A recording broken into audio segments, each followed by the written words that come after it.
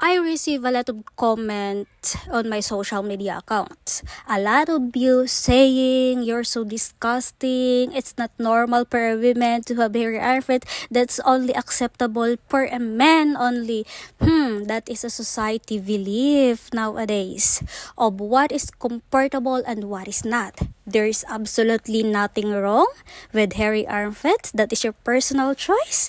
It's a natural and part of our bodies. Be an individual, be yourself, and love yourself. To all Filipino out there, and most of all to my fellow Filipino, please mind your own business and stop controlling people, because I am comfortable with my hairy armpits. Please open your mind, okay? You are not newborn in this world. It is very easy, uncle ko, if you don't like me, then close your eyes.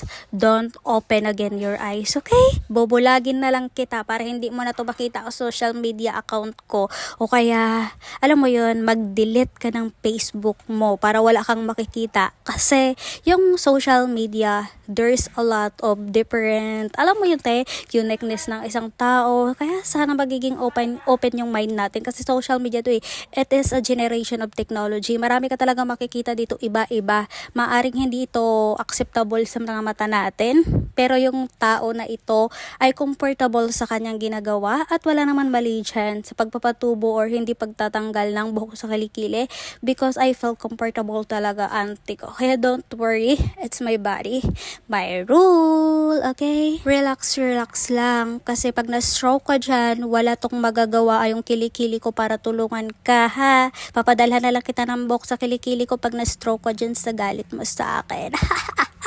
Anyway, bye!